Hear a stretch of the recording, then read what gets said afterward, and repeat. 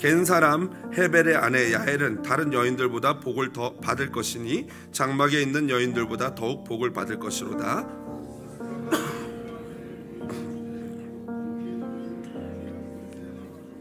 손으로 장막 말뚝을 잡으며 오른손에 일꾼들의 방망이를 들고 시스라를 쳐서 그의 머리를 뚫되 곧 그의 관자놀이를 꿰뚫었도다.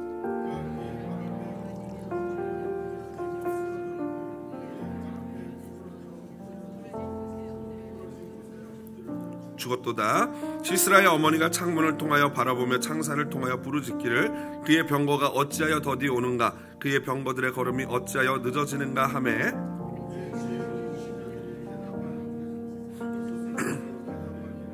그들이 어찌 노량물을 얻지 못하였으랴, 그것을 나누지 못하였으랴. 사람마다 한두 처녀를 얻었으리로다. 시스라는 채색 옷을 노략하였으리니 그것은 수놓은 채색 옷이리로다. 곧 양쪽에 수놓은 채색 옷이리니 노략한 자의 목에 꾸미리로다 하였으리라. 여호와여, 주의 원수들은 다 이와 같이 망하게 하시고 주를 사랑하는 자들은 해가 힘있게 도든갑게 하시옵소서 하니라. 그 땅이 40년 동안 평온하였더라. 아멘. 오늘은 본문 사사기 5장 24절에서 31절 말씀 가지고요, 해가 힘있게 도둠같이 라는 제목으로 말씀의 은혜 나누도록 하겠습니다. 종교개혁자들은요 5가지의 모토를 가지고 종교개혁을 했습니다. 그 모토를 소위 말해서 5 솔라스라고 하는데요, 솔라 스크립추라 오직 성경, 솔로스 크리스토스 오직 그리스도, 솔라 그라치아 오직 은혜, 솔라 피데 오직 믿음, 솔리 데오 글로리아 오직 하나님께 영광이라는 그런 모토였습니다. 이게 바로 라틴어인데요, 이 라틴어에서 솔라는요 오직 또는 홀로라는 의미를 가지고 있습니다. 원래 라틴어에서 솔라는요 태양을 가리키는 단어인데요, 여러분 태양이 우리 은하계 우리 태양계의 태양이 몇 개입니까? 하나죠. 그렇기 때문에 자연스럽게 솔라, 태양이라는 단어가 오직, 하나라는 의미가 되었습니다. 그래서 여러분 영어로 soul이라는 어근이 있는 단어들은요 어김없이 태양과 관련된 단어입니다. 예를 들면 뭐 솔라 에너지 하면 무슨 에너지예요? 태양 에너지죠. 파라솔 하면 뭐예요? 햇빛 가리는 우산 아닙니까? 바로 그런 것과 같은 것입니다. 그런데 이 하나뿐이고 변함없이 아침이면 뜨는 이 태양을 보면서 고대인들은 굉장히 신비롭게 여겼어요, 태양을. 그러다 보니까 자연스럽게 가장 오래된 문명인 이집트와 같은 경우에는 라, 태양신을 섬기는 태양신 숭배 사상이 생겨났습니다. 그래서 이집트의 왕이 뭡니까? 바로죠. 이집트의 왕을 바로라고 하는데, 파라오라고 하는데, 그 이집트의 왕 파라오가 바로 이 라라는 태양신의 아들이다라고 그들은 믿고 있습니다. 오늘날도 마찬가지입니다. 오늘날 현대인들 중에 일본인들 같은 경우에는요, 일본인들 국기가 일장기 아닙니까? 하얀색 바탕에 그냥 빨간색 동그라미 있는, 그게 뭘 상징하는 거죠? 태양이에요, 태양. 떠오르는 태양을 상징하고, 제국주의의 산물인 그 우길 승천기라는 거 있지 않습니까? 그거는 뭘 상징합니까? 그건 역시도 전 세계로 뻗쳐나가는 태양과 같은 일본 대제국, 뭐 이런 거 상징하는 것입니다. 오늘 설교 후에 제가 부를 곡목이 예수 우리들의 밝은 빛인데요, 그 영어 제목은 The Lord is our sun입니다. 우리의 제목은 예수 우리들의 밝은 빛인데 그 영어 제목은 주님이 우리의 태양이다라고 되어 있습니다. 그래서 왜 이렇게 번역을 했을까 궁금했는데요, 이 노래가 미국 노래가 아니고 작가를 보니까 다카푸니 나가사와 씨예요. 일본인이시더라고요. 그러니까 이 일본인의 이 감성과 문화에서는 제가 이게 왜 이렇게 됐나 했더니 우리 일본에서 자랐던 우리 찬양 인도하는 박원준 간사가 일본에서 학창 시절을 보냈는데 우리 간사님이 설명을 해주는데 일본 사람들은 우리가 생각하는 빛이라는 개념이 태양이래요.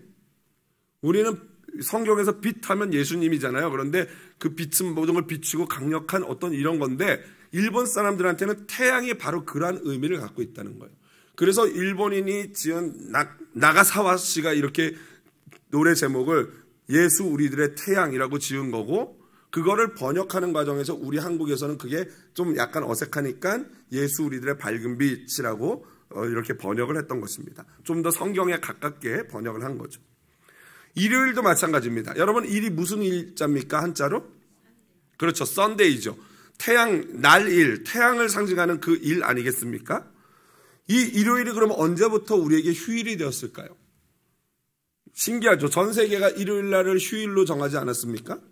그것은요, 로마의 황제 콘스탄티누스 1세가요, 종교의 자유를 선포하는 소위 말한 밀라노 칙령이라는 것을 313년에 선포하지 않습니까? 그리고 나서 321년 3월 7일에 모든 이 시민들은 이 태양의 날에 휴식을 하라라고 선포를 하게 됩니다. 그런 칙령을 내리게 돼요. 그런데 그 날이 바로 일요일이었어요. 왜 일요일이었냐면요, 그 미트라교가 태양 숭배를 하는 이방 종교인데요, 그 사람들이 일요일에 태양신을 숭배하는 그러한 예배, 제사를 지냈거든요. 그러니까 어차피 그 제사 지내려고 얘네들 이러니까 그날을 태양신을 숭배하는 썬데이로 정해서 모든 시민들이 휴일로 지내도록 선포를 했던 것입니다. 그래서 여러분, 안식교와 같은 이단들이 있어요. 일요일에 안식교와 같이 토요일 날 예배하는 그 종교 사람들은 뭐라고 얘기하냐면요, 성경에 어디 일요일에 쉬라고 돼 있고 예배하라고 돼 있냐? 안식일, 즉 토요일에 쉬라고 돼 있지. 그러면서 그들은 일요일에 예배를 하고 일요일 날 쉬는 것은 태양신, 미트라교의 태양신을 섬기는 것과 같다라고 얘기를 하고 있어요. 그런데 이것이 굉장히 무식한 소리죠, 사실은.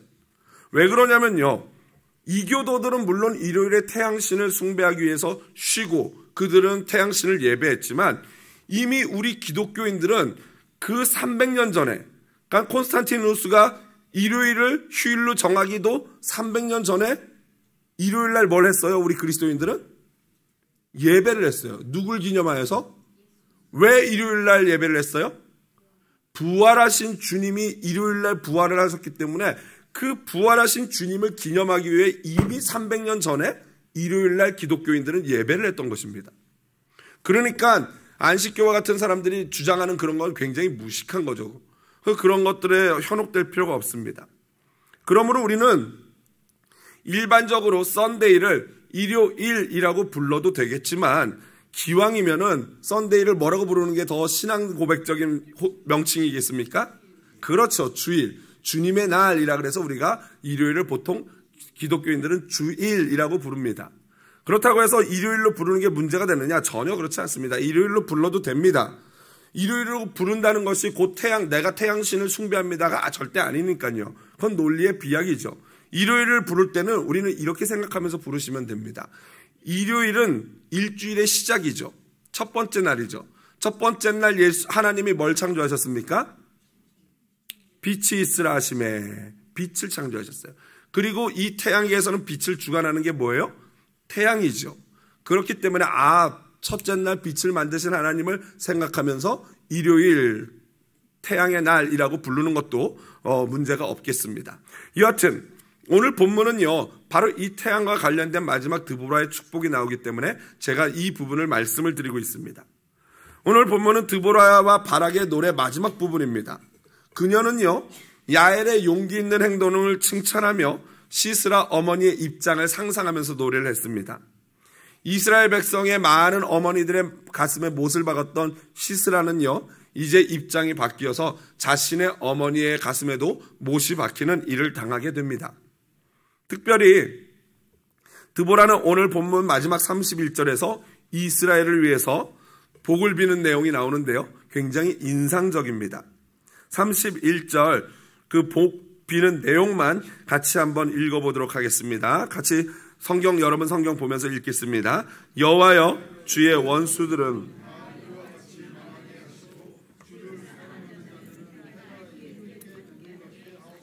아멘. 먼저 드보라가 이스라엘을 위해서 첫 번째 빌어준 복은요, 뭐예요? 원수가 망하는 은혜예요. 원수가 망하는 은혜. 아멘이시죠? 그렇게 되고 싶으시죠? 그런데 문제는 나의 원수가 아니라 누구의 원수예요? 여기 보니까 여호와여, 주의 원수들은 다 이와 같이 망하게 하시고라고 했어요. 내 원수가 아니라 누구의 원수라고요? 여호와 하나님 주의 원수들은 망하게 해달라고요. 여러분, 이 기도가 굉장히 아름다운 기도이면서 굉장히 무서운 기도죠. 왜 무시무시합니까? 여러분, 만일 이 기도대로 기도하려면요, 나는 항상 누구 편에 서 있어야 되는 거예요? 주의 편에 서 있어야 돼요. 이 기도는요, 내가 만일 주의 원수들은 다 망하게 해주시는데 나도 주의 편에 서 있지 않으면 나 역시도 망하길 원합니다. 이런 기도예요. 얼마나 이게 무시무시한 기도입니까? 그런 점에서 야엘은요, 야엘이라는 여성은 드보라의 칭찬을 받은 것이에요. 24절에 보면 야엘을 드보라가 칭찬하는데, 드보라는 야엘의 용기와 지혜와 그리고 그녀의 선택을 칭찬합니다. 먼저 그녀는 지혜롭게 적장인 시스라에게 최고급 우유를 줘서 그로 하여금 방심하게 했죠. 여기서 최고급 엉긴 우유는 뭐냐면 요거트일 거예요. 요거트. 우유를 저어가지고, 아니면 버터와 비슷한 치즈, 이런 거죠. 그 다음 그녀는 용기 있게 잠든 시스라를 하나님을 대신해서 말뚝과 방망이를 가지고 그 시스라를 심판합니다. 그리고 마지막으로 그녀가 그것보다도 가장 잘한 것이 뭐냐면요, 그녀는 가나안 왕 야빈의 편이 아닌 누구 편에 서게 됐어요? 여호와 하나님 편에 서고 하나님을 선택했던 것입니다. 이에 대해서 매튜 헨리는 다음과 같이 말했습니다. 한번 화면 보면서 읽어보도록 하겠습니다.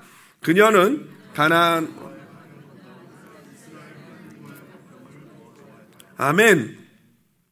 여러분, 우리에게 중요한 거는 세상에 유명하고 강한 사람과의 화평이 아니에요. 누구와의 화평입니까? 하나님과의 화평이 훨씬 더 중요합니다. 덕분에 야엘, 그녀는요, 모든 장막에 머무는 여인들의 자랑과 칭찬이 되었습니다. 그런데 여기서 모든 장막에 머무는 여인들 할 때 장막에 머무는 여인이 무슨 뜻일까요? 뭡니까? 영어로 표현하면은 wives, 전업주부, 그죠? 장막에 머문다는 거는 그냥 전업주부로 집에서 집안 살림하는 여성을 가리키는 거예요. 여러분, 여성이요, 전업주부로서 가정에만 머물거나 또는 상황에 따라서 직장 전선에 나가서 일을 하는 것, 이것은요, 여성의 가치를 평가하는데 그 어떤 의미가 없어요. 집에 있는 여성이나 밖에서 일하는 여성은요, 그것들로 인해서 여성의 가치가 평가되어져서는 안 된다는 거예요. 야엘은요, 집에 머물렀어요. 그러나 하나님은요, 집에 머물던 직장에 머물던지 간에 그와 상관없이 어떻게 하시는 분이에요? 하나님을 선택하는 그 여성을 사용하시는 분이에요. 무슨 말씀인지 다시 이해가 되십니까? 직장에 있는 여성을 쓰는 것도 아니고 집에 있다고 해서 쓰는 게 아니라 어디에 있든지 간에 하나님을 선택하는 그 여성을 하나님이 사용하셔요. 야엘은 장막에 집에 머물렀어요. 장막에. 그런데 그녀에게 머문 그 가정에서 자신에게 맡겨진 일에 충성을 다할 때 하나님이 갑자기 시스라를 보냈어요. 기회가 찾아온 거예요. 제 발로 찾아온 거예요. 하나님이 주신 기회가 오니까 그녀는요, 망설이지 않고 그 기회에 충성을 다했어요. 그러므로 여호와의 전쟁에 참여하게 돼요. 그 결과가 어떻습니까? 세상에서는요, 전쟁터에 나가서 용감하게 막 칼을 휘두르고 싸우는 남자들이 영광을 얻게 돼 있는데, 오히려 이 야엘이라는 여성은 장막에 머물러 있었지만 전쟁터에서 칼을 휘두르고 싸우는 바락보다도 훨씬 더 전쟁 영웅으로서 영광을 얻게 된 것이, 이게 바로 하나님을 선택하는 여성들의 결과인 줄로 믿습니다.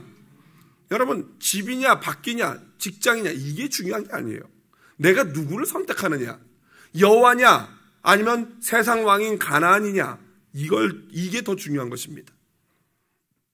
한편 야엘이요, 시스라의 머리를 말뚝으로 박아서 꿰뚫었지 않았습니까? 그런데 이 모습이 무엇과 오버랩이 됩니까?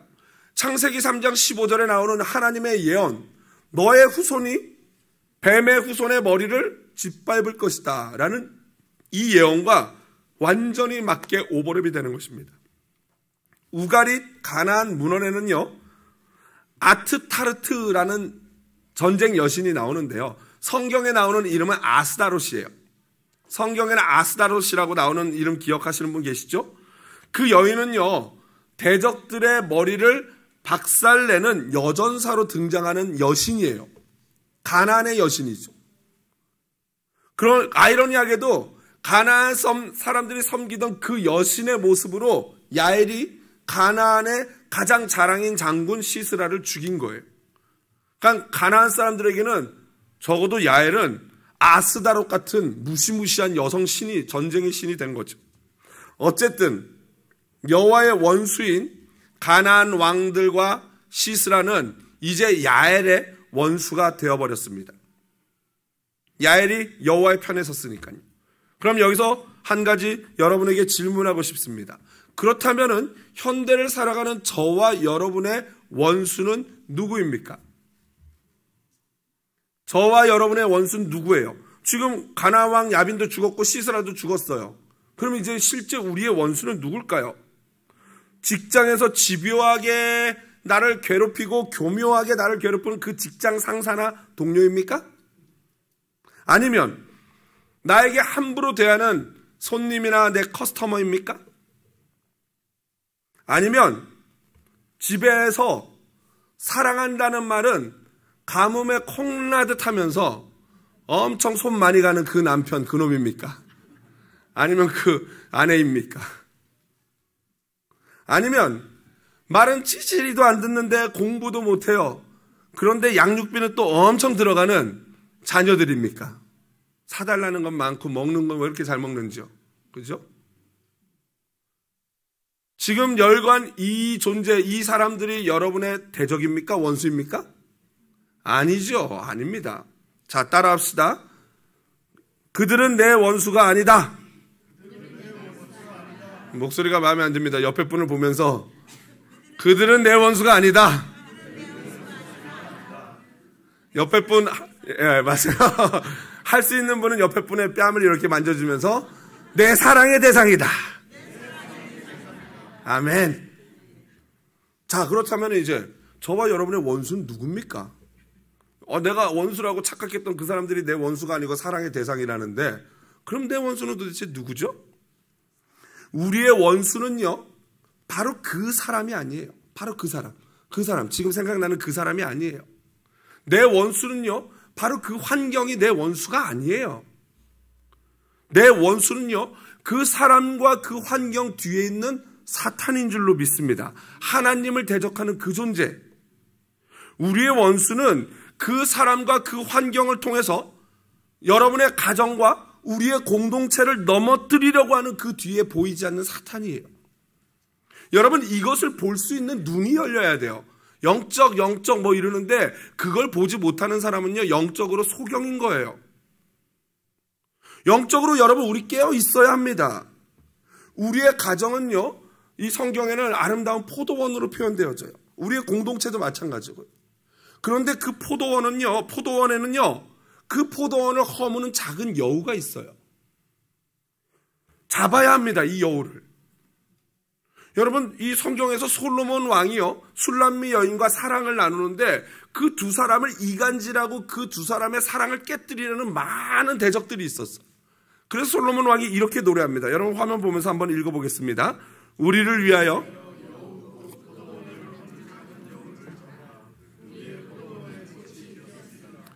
교만의 여우, 자랑의 여우, 허세의 여우, 거짓의 여우, 무례함의 여우, 이간질의 여우, 갑질하는 여우, 이런 여우들을 잡아내야 돼요. 여러분, 수련회 때 기억나시죠? 수련회 때 왜 이렇게 문들을 열고 다니시는지 모르겠어요. 교회에서도 문을 열어서 쥐가 들어왔는데, 수련회 때 그 좋은 건물에도 문 열지 말라고 제가 그랬는데 꼭 문을 열고 가가지고 쥐새끼 한 마리가 들어왔어요. 요만한 게. 보니까 햄스터 같이 귀엽게 생겼더라고요. 저한테 보고가 들어와가지고 막 애들이 막 쥐가 있다고, 목사님 쥐가 있어요. 그래서 제가 가가지고 쥐를 잡았거든요. 그냥 잡아서 보니까 요만해, 진짜 햄스터 같아요. 귀엽더라고요. 그런데 여러분, 귀엽다고 집에 쥐 들어왔는데 그냥 계시는 분 계십니까? 이런 햄스터 같은 놈 와서 자, 내 옆에 자, 이런 분 계십니까?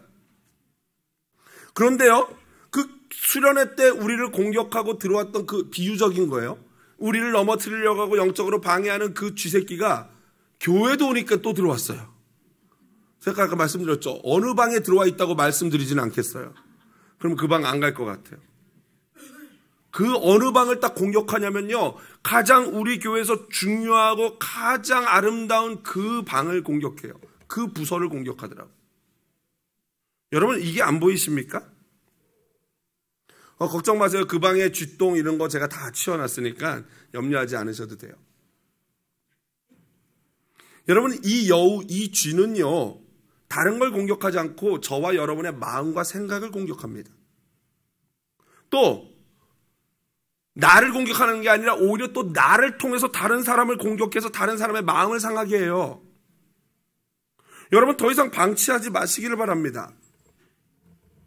말씀에 나를 비춰보셔야 돼요. 여러분, 아까 말씀드렸지만 여러분, 이 물리적인 눈에 보이는 쥐새끼가 내 방에 들어오면 가만 놔둡니까? 어떻게든 쫓아내고 어떻게든 잡고, 내가 못 잡으면 목사님한테 전화해가지고 목사님 쥐 좀 잡아주세요 이러잖아요.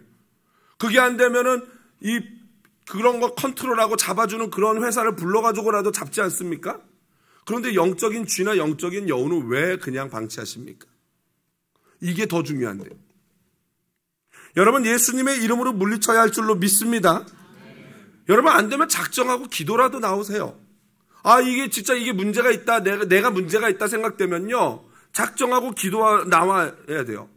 여러분, 필요하다면 금식하면 기도하세요. 뭐 금식하면 살도 빠지고 막 일석이조 아닙니까?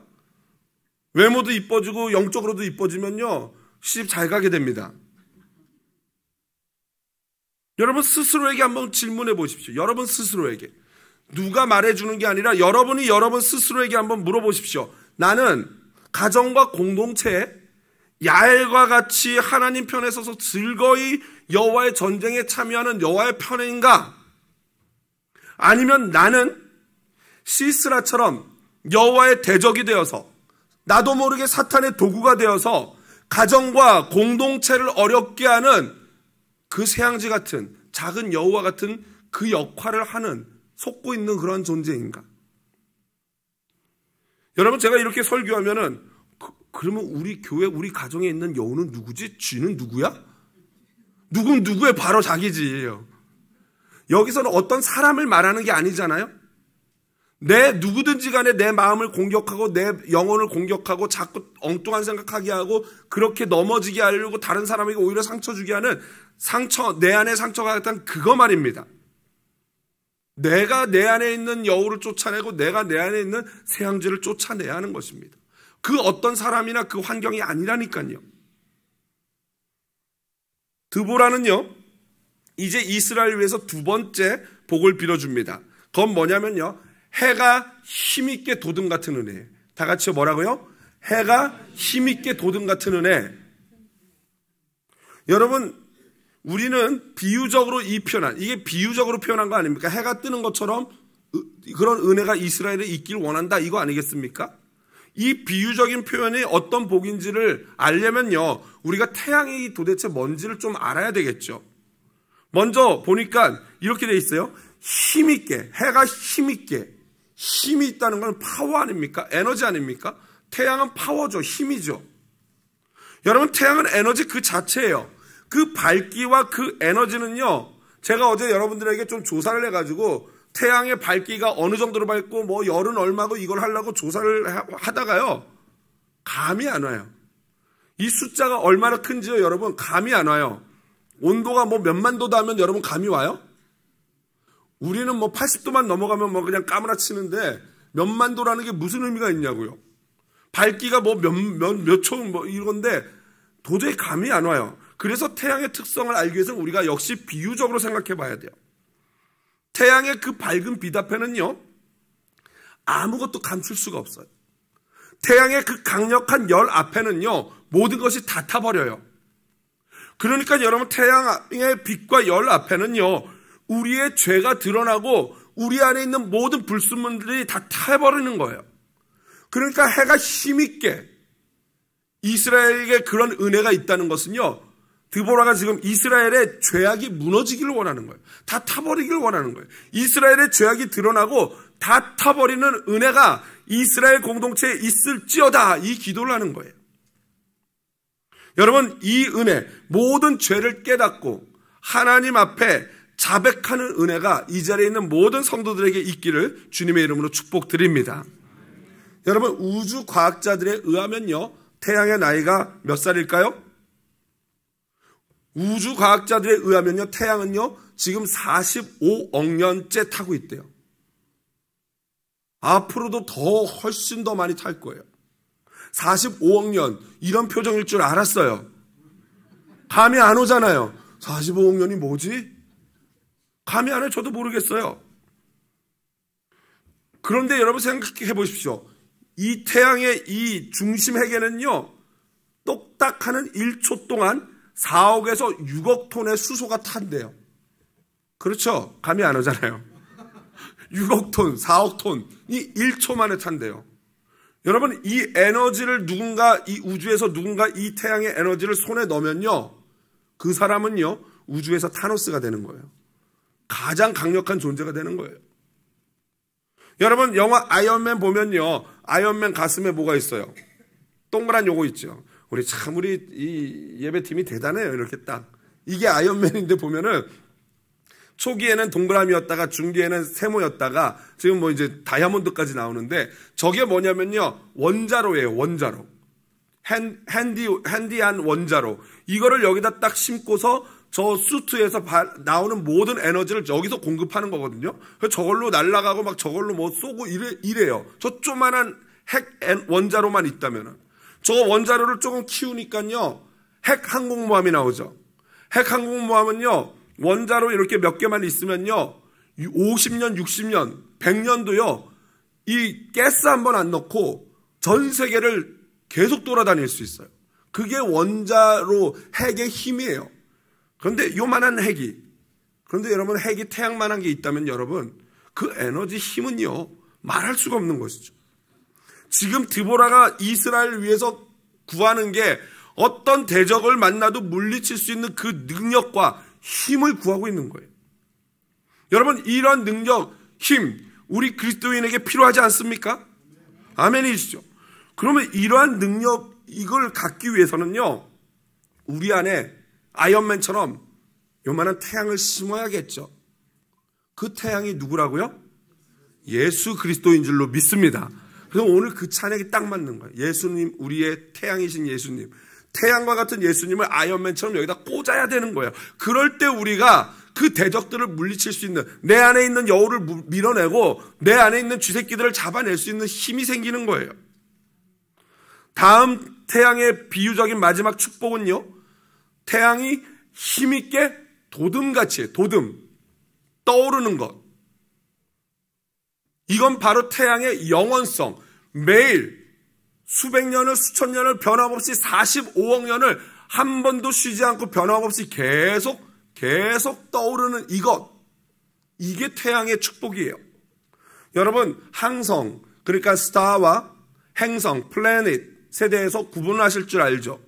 우리 태양계에서 스타, 이걸 붙박이별이라고 하는데, 우리 태양계에서 스타는 태양 하나밖에 없어요. 스타는요, 뭐냐면요, 스스로 빛을 낼 수 있는 별이에요. 행성이에요. 그게 항성이에요. 스스로 빛을 내는 별. 스타. 그러면 행성은 뭐예요? 스스로 빛을 못 내요. 지구나 목성, 화성, 이런 것들은 태양, 스스로 빛을 내는 태양의 빛을 받아서 어떻게 하는 거예요? 반사하는 거예요. 반사. 이게 행성이에요. 그러니까 우리 태양계에서는 45억 년간 유일하게 한결같이 빛을 내고 있는 이 태양. 물론 태양도 하나님의 창조물이기 때문에 언젠가는 그 생명이 끝나죠. 하지만 겨우 오래 살아봤자 100년 조금밖에 못 사는 우리 인생에 비하면요, 45억 년, 그리고도 또 아직도 계속 그만큼 남아있는 태양은요, 영원한 존재와 같은 것이죠. 바로 이 영원성, 이 한결같은 은혜를 드보라가 이스라엘에게 축복하고 있는 거예요. 여러분, 구름이 잔뜩 낀 날 비행기 타보셨습니까? 비행기는 타보셨죠? 그렇죠. 우리는 다 미국에 있으니까 비행기를 한 번은 타본 사람 아니겠습니까? 제가 한국에 있을 때 비행기를 타고 어디 갈 일이 있었는데 그날 이 시애틀처럼 비가 주룩주룩 내리고 있었어요. 근데 걱정이 되더라고요. 이렇게 비가 오는데 내릴 때 미끄러지지는 않을까? 하늘 올라가면 괜찮을까? 그런데 이제 비행기가 출발했어요. 막 한 400km, 500km로 달리면서 이륙하자 뜨지 않습니까? 500km 달리니까 막 창문에 내리는 비가 막 뒤로 가더라고요. 비행기가 막 떠오르는데 막 그냥 날씨가 그러니까 막 불안해요. 그런데 그리고 막 올라가다가 몇 분을 올라가다가 구름을 지나서 딱 뚫고 올라가는 순간 제가 와 그랬어요. 왜요? 구름을 뚫고 올라가 봤더니 뭐가 있어요? 태양빛이 여러분 비행기에서 태양빛 보면 더 가까워서 눈부시잖아요. 이 빛이요 약간 이제 한 4-5시쯤 석양이 질 때쯤이었던 것 같은데 막 올라가서 빛이 쫙 비치는데 눈이 부셔서 볼 수가 없을 정도예요. 찬란하게 태양빛이 비치고 있어요. 비록 우리의 인생에는 어두운 그런 비가 내리고 구름이 잔뜩 껴서 오늘은 태양이 안 떴나? 태양이 오늘 없네 안 뜨네 이렇게 표현하지만 땅에서는 여전히 그 태양은 변함없이 45억 년간 끊임없이 신실하게 우리를 지키고 비춰주신 줄로 믿습니다. 우리 삶에 이 축복이 있어요. 그냥 여러분 조금 뭐 하다가 많은 게 아니고 몇 번 교회 와보다가 그냥 그치는 게 아니고 뭐 봉사 좀 하다가 많은 게 아니고 정말 승리하는 그날까지 여호와의 전쟁에 함께 참여하는 것, 즐거이 참여하는 것, 그런 자가 함께 승리의 기쁨을 누리게 될 줄로 믿습니다. 여러분 꾸준히 무엇인가를 한다는 것은요 하나님의 성품에 참여하는 거예요. 여러분 하루에 10분이나 30분은 아무것도 아닌 시간이죠. 그까지 뭐 하루에 10분 한다고 뭐가 대수야? 근데 여러분 하루에 그래서 10분 기도 안 하시잖아요. 내가 10분 할 바에는 안 한다 하거나 가오가 있지 이러면서 안 하시잖아요. 10분 아무것도 아닌 것 같죠. 일주일이 모이면 몇십 분이 됩니까? 70분이 돼요. 한 달이 모이면 그게 몇 분이 됩니까? 그렇죠. 계산이 안 되네요. 여하튼 그 짧은 시간들이라도 모이면요 1년이 되고 2년이 되고 10년이 되면요 어마어마한 능력이 될 줄로 믿습니다. 신실하신 하나님, 성실하신 하나님, 변함없는 하나님 우리가 좀 닮아야 돼요. 하나님의 그 변함없고 신실한 영원성이 얼마나 중요하지 아십니까? 그렇기 때문에 우리의 구원이 보장되는 거예요. 만약에 하나님이 오늘 기분 좋았어. 너 오늘 좀 이쁘네, 기분 좋네. 합격! 구원! 했어요. 근데 다음날 기분이 나쁘셨어요. 너 오늘 보니까 좀 아니다. 불합격! 지옥! 이러면요 우리가 정신병 걸리겠죠. 맨날 하나님 눈치 볼 거 아니에요. 오늘 지옥인가 천국인가. 안 그러셔요. 하나님은 신실하셔요. 한번 정하시면 끝까지 그걸 지키시는 하나님인 줄로 믿습니다. 태양 같은 하나님, 태양 같은 예수님을 닮은 우리 역시 그래야 되는 거예요. 말씀을 정리하겠습니다. 해가, 다 같이 제목 한번 읽어보겠습니다. 해가, 아멘.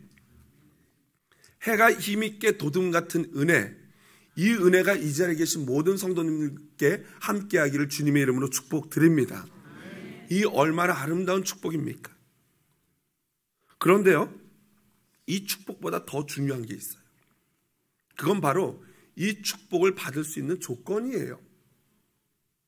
여러분, 어떤 자가 이 해가 힘있게 도둠 같은 은혜를 받을 수 있을까? 그 조건은요, 단 하나. 31절 보십시오. 31절 다시 한번 여러분 성경 보면서 같이 읽어보겠습니다. 여호와여, 주의 원수들은 다 이와 같이 망하게 하시고 주를 사랑하는 자들은, 아멘. 조건이 하나인데 뭐라고요? 주를 사랑하는 자들. 주를 사랑하는 자들.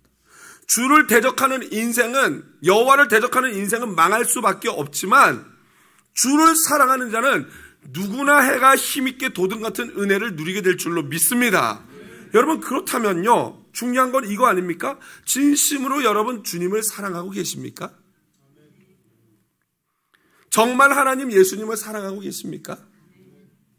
여러분, 이 질문은요, 어떤 분들은 자신 있게 대답하시고 어떤 분들은 대답을 못 하시는데, 대답하시는 분들은 이 비밀을 아는 것 같아요. 이 질문이요, 여러분 지난 일주일 정말 잘 사셨습니까? 이걸 묻는 질문이 아니에요. 지난 일주일 동안 얼마나 경건하게 사셨습니까? 이걸 질문하는 게 아니에요. 지난 일주일 동안 기도 몇 분 하셨습니까? 지난 일주일 동안 성경 얼마나 읽었습니까? 이걸 묻는 질문이 아니에요. 주를 사랑하냐는 질문은. 얼마든지 여러분 교회 나오고 기도하고 말씀 읽으면서도 하나님을, 예수님을 얼마든지 사랑하지 않을 수 있어요. 누구처럼요? 성경에 나오는 바리새인들처럼요. 할 것 다 하면서도 얼마든지 사랑하지 않을 수 있어요. 이 질문은 네가 무엇을 했냐를 질문하는 게 아니에요. 내가 나를 사랑하느냐, 이 질문 누가 한 것입니까? 예수님이. 누구에게요? 베드로에게. 그런데 여러분, 베드로가 성공했을 때 하신 질문입니까? 실패했을 때 하신 질문입니까? 실패해서 좌절하여 넘어져 있을 때 예수님이 오셔서 하신 질문이에요. 종교적 성공 행위, 종교적 행위의 성공을 질문하는 질문이 아니라 진짜 네 마음속 깊은 곳에 나를 사랑하는 마음이 있느냐? 이걸 물어보시는 거예요. 돈이나 자녀나 명예가 아니라 예수를 사랑하는 마음이 있느냐? 사랑하고 싶은 의지가 있느냐? 그걸 물어보시는 거예요. 여러분, 예수를 사랑한다는 것이 뭘까요? 물론 예수 사랑하면 예배도 빠지지 않고 성경도 읽고 기도도 하고 하겠죠. 맞아요. 그건 나중에 필요합니다. 그런데 진짜 예수를 사랑한다는 거 가장 근본으로 들어가면요, 그냥 예수님이 좋은 거예요. 그냥 예수님이 좋아요. 그저 그냥 모든 것이 감사해요. 나 같은 죄인을 위해서 죽으신 예수님이 그냥 감사해요. 그리고 그 앞에만 서면은 죄송하죠. 나 때문에 죽으셨으니까. 그런데 여전히 나는 계속 죄를 짓고 있으니까 예수님만 보면 마음이 아프고 죄송한 거예요. 미안하고 부끄러워요. 그럼에도 불구하고 예수님을 너무 사랑하기 때문에 그 예수님, 부끄러운 예수님 앞에 자꾸 나가게 되는 거예요. 나가면 부끄럽고 내 추한 모습을 보게 되는데 그럼에도 불구하고 자꾸 만나고 싶어서 교회 오는 거 아니겠습니까? 여러분, 예수님은 태양과 같다 그랬는데 태양과 같은 예수님 앞에 나가면은 저와 여러분의 부끄러운 모습이 어떻게 되겠습니까? 속속들이 드러나겠죠. 다 드러나겠죠. 숨길 수 없겠죠. 그럼에도 예수님이 너무 좋아서 가는 거예요. 그것이 예수님을 사랑하는 거예요.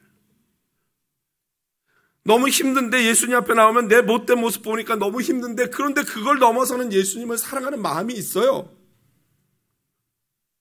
그 밝은 빛 앞에 우리는 모든 발가벗긴 것처럼 다 수치가 드러나지만 그 앞에 와서 예수님 앞에 울 때, 부끄러워 눈물 흘릴 때, 그때 예수님이 당신의 옷을 벗어 우리의 수치를 가려주시는 줄로 믿습니다.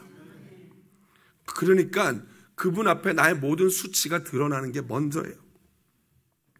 그리고 그 수치를 내가 가리는 게 아니라 그 나를 위해 십자가에서 피 흘리신 예수님이 그 가죽옷을 통해서 우리를 덮어주시는 거예요.